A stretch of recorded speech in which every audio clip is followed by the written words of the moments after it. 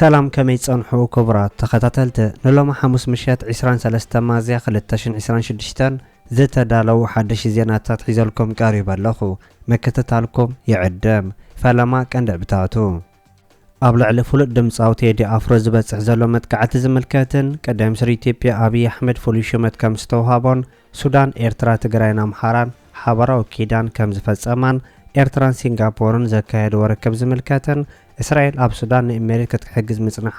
ከም ዝተቃልዐን ፕሬዝዳንት አሜሪካ ዶናልድ ትራምፕ ሎም መጥቃዕቲ ክፍጸም ዝሃቦ ትእዛዝ ዝምልከተን ዝብሉን ካልእን ዝሕበር ዝርዝር ዜናታት ሒዝናልኩም ቀሪብና ኣለና ነቻናልና ሰብስክራይብ ብምግባር ክሳብ መወዳእታ ክትከታተሉና ብኽብሪ ንዕድመኩም ኩነታት ኢራን ካብ ዝበኣሰ ናብ ዝኸፍ ኣብ ሰጋገረሉ ዘሎ እዋን ትራምፕ መጥቃዕቲ ከም ዝኣዘዘ ተገሊጹ ኣብ መንጎ ኣሜሪካን ኢራን ኣብ መጻቦ ሕርሙዝ ተፈጢሩ ዘሎ ህልኽ ካብ ዕለት ናብ ዕለት እናዓበየ ኣብ ዝኸደሉ ዘሎ እዋን ናይ ኣሜሪካ ሓይልታት ኣብ ልዕሊ ናይ ኢራን መራኸብ ስጉምቲ ክወስዱ ትእዛዝ ተዋሂቦም ከም ዘለው ፕሬዝዳንት ትራምፕ ድሕሪ ምግላጹ ሃዋህው መጻቦ ሕርሙዝ ናብ ሓድሽ ኩነታት ይኣቱ ከም ዘሎ ተገሊጹ ኣሜሪካ ንመጻቦ ሕርሙዝ ብታክቲካዊ ሜላ ኣብ ዝተቆጸረ ኣትያቶ ከም ዘላ ዝገልጹ ናይ ኣሜሪካ ወገናት ዝኾነት ናይ ኢራን መርከብ ኣብቲ ከባቢ ፈንጂ ክትቀብር ምስ ተቐረብ ኣደዳ መጥቃዕቲ ክትከውን ምዃና እውን ይሕብሩ ኣለው ምምሕዳር ትራምፕ ጉዳይ ኢራን ዝኽተሎ ዘሎ ተሪር ኣገባብ ንናይ ኢራን ሓይልታት እውን ኣብ ተጠንቀቕ ክጸንሕ ገይርዎ ከም ዘሎ ዝጠቕሱ ወገናት ኢራን ኣብ ልዕሊ ሓይልታት ኣሜሪካ ሓድሽ መልሲ መጥቃዕቲ ክትፍጽም ዘኽእል መጠንቀቕታ ይቕልቀል ከም ዘሎ መግለጻ እውን ናይቲ ሃገር ምንጭታት ይገልጹ ፕሬዝዳንት አሜሪካ ዶናልድ ትራምፕ ብዛዕባ ኣብ ልዕሊ ኢራን ከይፍጸም ዝስጋእ ዘሎ ምፍራሕ ምስተሓተተ እንታይ ይገብር ኣለኹ ብዘይግድስ ንናይ ኣሜሪካ ረብሓን ድሌትን ኣብ ግብሪ ይውዕሎ ከም ዘሎ መግለጹ እውን ይሕበር ኣሎ ናይ ኣሜሪካ ናይ ምክልኻል ማእከል ፔንታጎን ሓይልታት ኣሜሪካ ካብቲ ኣብ መጻቦ ሕርሙዝ ተቐቢሩ ዝርከብ ነተግቲ ክጥንቀቁን ንዝመጽእ 6 ኣዋርሕ እቲ መጻቦ ሓደገኛ ምዃኑን ናይ ምጽራይ መስርሕ ፍርቂ ዓመት ክወስድ ምዃኑ እውን ፔንታጎን ምሕባሩ ተገሊጹ ወሃቢ ቃል ፔንታጎን ሾን ፓርነል ኣብ ዝሃቦ ሓበሬታ እቲ ብዛዕባ ፔንታጎን ዝተዋሃበ መግለጺ ካብ ሓቂ ዝረሓቐ ምዃኑ ክሕብር እንከሎ እቲ መጻቦ ን6 ኣዋርሕ ክዕጽዎ ዝብል ዜና ኣብ ባይታ ዘየለ ምዃኑ ገሊጹ ኣብ መጻቦ ሕርሙዝ ንዝቐረባ መራኸብ ኢራን ብተመልከተላይ ክህረማ ከም ዝግባእ ዝሕብር ናይ ትራምፕ ውሳነ ነቲ ነተግቲ ናይ ምቕባር ስጉምቲ ንምጉዳል ምዃኑ እውን ጸብጻባት ይገልጹ እቲ ናይ ኣሜሪካ መጥቃዕቲ ሕጋዊ ምዃኑ ከም ምልክት ዝተረኣየ ናይ ምምሕዳር ትራምፕ መግለጺ ኣሜሪካ ኣብ ካሪቢያን እውን ኣብ ልዕሊ ዘይሕጋን መራኸብ መጥቃዕታት ተፍጽም ከም ዝነበረት ገሊጹ እዚ ከምዚ ኢሉ እንከሎ ትራምፕ ንናይ ኪዳን ሰሜን ኣትላንቲክ ኔቶ ስጉምታ መልኪቱ ዝነቐፈ ኮይኑ እቲ ኪዳን ኣብ ኩናት ኢራን ኣድላይ ከም ዘይነበረ እንተኾነ ግን ንነብሱ ክከላኸል ክብል ኣብቲ ኩናት ክሳተፍ ከም ዝነበሮ ሓቢሩ ኣሎ ናይ ኣሜሪካ ፕሬዝዳንት ትራምፕ ፍሉይ መምርሒ ዘለዎ ምዃኑ ክገልጽ ጸንሖ ኮይኑ ኣብ መዓልቲ ክሳብ 2 ግዜ መግለጽታት ዘውፅን ጽባሕ ዝወስኖ ዘይጽቡይ ምዃኑ ዝገልጹ ናይ ኤውሮጳ ወገናት ትራምፕ ንኪዳን ሰሜን ኣትላንቲክ ኔቶ ዝሃቦ መግለጺ ዘይሓላፍነታዊ ምዃኑ ገሊጾም ኣለው ትራምፕ ናይ ኔቶ ሓገዝ ይደሊ ምዃኑ ኣብ ዝተሓተተሉ እዋን ኣሜሪካ ካብ ኔቶ ዝኾነ ሓገዝ ከም ዘይትደለን ነቲ ሕቶ ዘቕረበ ውሳነ ናይቲ ኪዳን ክፈልጥ ብምባል ምዃኑ እውን ክምልስ እንከሎ መልሱ ዘይጽቡይ ምዃኑ ሕብረት ኤውሮጳ ይገልጹ ናይ ኣሜሪካ ቀንዲ መሓዛ ትበሃል ዓባይ ብሪጣንያ እውን ኣብቲ ኩናት ክትሳተፍ ፈቃደኛ ዘይምንባራ ብሕጂ እውን ድልውቲ ከም ዘይኮነትን ድሕሪ ምግላጹ ምስ ምምጻእ ዶናልድ ትራምፕ ናይ ምዕራብ ሓይሊ ኣብ ክልተ ከም ዝተኸፈለ ኣሜሪካ ሓድሽ ስርዓተ ኪዳን ከተታታቱ ትግደድ ከም ዘላ እውን ምንጭታት ይገልጹ ብኻልእ ዜና ሊባኖስ ሰላም የለን ክትብል መግለጺ ኣውፂኣ ኣብ መንጎ እስራኤልን ዕጡቕ ሓይሊ ሂዝቦላ ክካየድ ጸንሐ መጥቃዕታት ብተዛማዲ ሃዲኡ ኣብ ዝቐጸለሉ ቀነ ናይ ሊባኖስ መንግስቲ ሰላም ክረጋገጽ ናይ እስራኤል ሓይልታት ካብ ሊባኖስ ጠቕሊሎም ክወፁ ከም ዝደለ ገሊጹ ኣሎ ቅድሚት ኣብ መንጎ እስራኤል ሊባኖስን ክካየድ ዝቐነየ ዘተ ምቁራጽ ተኽሲ ኣብ ደቡባዊ ክፋል ሊባኖስ ኣብ ባይታ ወጥሪ ልዑል ኮይኑ ይቕጽል ከም ዘሎ ዝገልጹ ናይ ሊባኖስ ወገናት ሰላም ኣብ መንጎ ክልቲኡ ሃገራት ከጋጥም ተኽእሎው ጸቢብ ምዃኑ ይገልጹ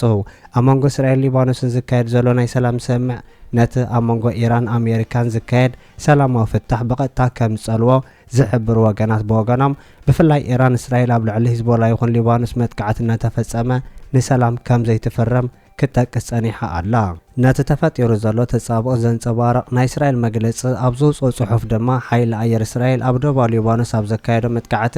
ሓደ ኣድላይ ኣባል ሂዝቦላ መቐንጻሉ እውን ኣነጺሩ ኣሎ ወሃቢ ቃል ሓይልታት ምክልኻል እስራኤል ኣቢቻይ ኣድራይ እውን ኣብ ኤክስ ኣብ ዘርግሖ ጽሑፍ ኣብ ደቡባዊ ሊባኖስ ንዝርከቡ ነበርቲ መጠንቀቕታ ዘውፅአ ኮይኑ ሰራዊት እስራኤል ብሰንኪ ቀጻለ ግብረ ሽበራዊ ንጥፈታት ውድብ ሂዝቦላ ኣብ ውሽጢ ተኸባበ ናይ መጥቃዕቲ ንጥፈታት ይቕጽል ከም ዘሎ ኣነጺሩ ኣሎ። ሃገራዊ ማዕከን ዜና ሊባኖስ ፍሉይ ሕታም ኣብ ኪያም ዝተፈጸመ ምፍንጃር ቦምባን ኣብ ቤት ጀበል ዝተፈጸመ ፍንጀራ ኣብ ደቡብ ሊባኖስ ዝተፈጸሙ ናይ እስራኤል መጥቃዕታት ንናይ ሰላም ተስፋ ዓንቀጽቲ ምዃኖም ገሊጹ ኣሎ።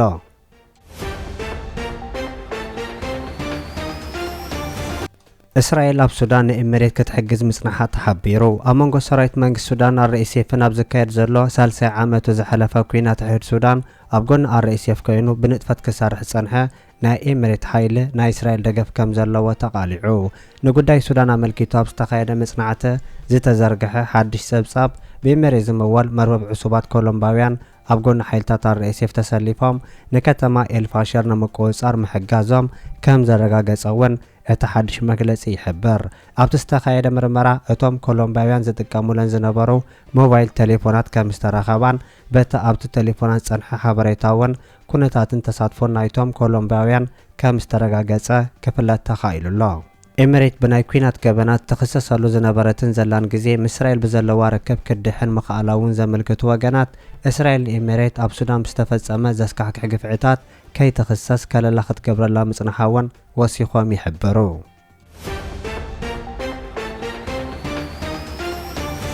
ኤርትራን ሲንጋፖርን ርክብ ከም ዘካየዳ ተገሊጹ። ኣብ መንጎ ኤርትራን ሲንጋፖርን ጸንሐ ርክባት ኣብ ምዕባይ ዘተኮረ ርክብ ወኪላት ክልቲአን ሃገራት ከም ዝተፈጸመ ተሓቢሩ። ኣብቲ ኣብ መንጎ ክልቲኡ ወገናት ዝተኻየደ ርክብ ፈጻሚ ጉዳያት ኤምባሲ ኤርትራ ብኢትዮጵያን ቋሚ ወኪል ኤርትራ ኣብ ሕብረት ኤውሮጳ ቢንያም በርሀን ፍሉይ ልኡኽ ቀዳማይ ሚኒስትር ሲንጋፖር ኣምባሳደር ሰርቨር ራጃኽ ተራኺቦም ምንባሮምን ምንጭታት ይገልጹ። ክልቲኦም ወገናት ኣብ ኣህጉራውን ዞባውን ኩነታት ከም ተዛተዩ ክግለጽ እንከሎ ንክልቲአን ሃገራት ኣብ ዘገድሱ ጉዳያት ከም ተዛተዩ እውን ተሓቢሩ።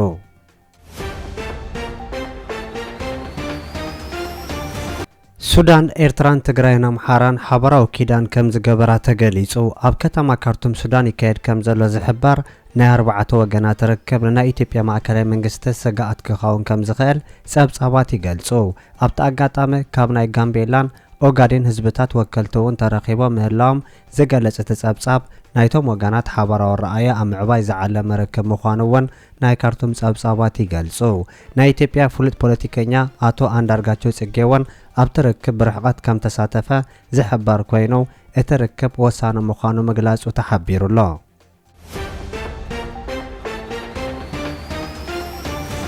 ኣብ ልዕሊ ፍሉጥ ድምፃዊ ቴዲ ኣፍሮ ብመንግስቲ ኢትዮጵያ መጥቃዕታት ይፍጸሞ ከም ዘሎ ተገሊጹ። ቴዲ ኣፍሮ ኣብ ዝሓለፈ መዓልትታት ንመንግስቲ ኢትዮጵያ ብትሪ ዝነቅፍ ደርፊ ድሕሪ ምውጽኡ መንግስቲ ኢትዮጵያ ኣብ ልዕሊ ቴዲ ኣፍሮ ፍሉይ ክትትል ክገብር ጸንሐ ከም ዝኾነ ዝተገለጸ ኮይኑ ኣብ ዝሓለፈ መዓልትታት ምስ ቴዲ ኣፍሮ ፍሉይ ቅርበት ዘለዎም ሰባት ክእሰሩ ጸንሑ ኮይኖም ሎሚ ምሸት ድማ ስቱድዮ ቴዲ ኣፍሮ ብናይ ፌደራል ፖሊስ ዩኒፎርም ዝተኸደኑ ዕጡቃት ተሰይሩ ኣብ ውሽጡ ዝነበሩ ንብረት ከም ተዘመተን ከም ዝተወሰደን ተገሊጹ።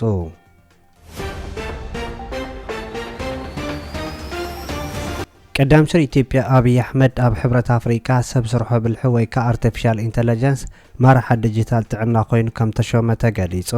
ቀዳም ሚኒስትር ኢትዮጵያ አብይ አሕመድ ኣብ ሕብረት ኣፍሪቃ ሰብ ስርሖ ብልሒ ወይ ከዓ አርቲፊሻል ኢንተለጀንስ መራሒ ዲጂታል ዓውዲ ጥዕና ኮይኑ ተሾይመሎ ተባሂሉ። እቲ ሹመት ቀዳም ሚኒስትር ኢትዮጵያ አብይ አሕመድ ኣብቲ ዓውዲ ንዘለዎ ኣመራርሓን ኢትዮጵያ ኣብቲ ኣህጉራዊ ምሕዞ ኣብ ምምዕባል ዘለዋ ልዑል ገደ ኣፍልጦ ንምሃብ ዝዓለመ እዩ ተባሂሉ። ደብዳቤ ሹመት ዝተዋህቦ ቀዳም ሚኒስትር ኢትዮጵያ አብይ አሕመድ ኣብ ምምዕባል ዲጂታላዊ ትራንስፎርሜሽን ሓደሽቲ ቴክኖሎጂታት ንምስፋሕ እናተግበረት ትርከብ ኣፍልጦ ንምሃብ ኢሉ።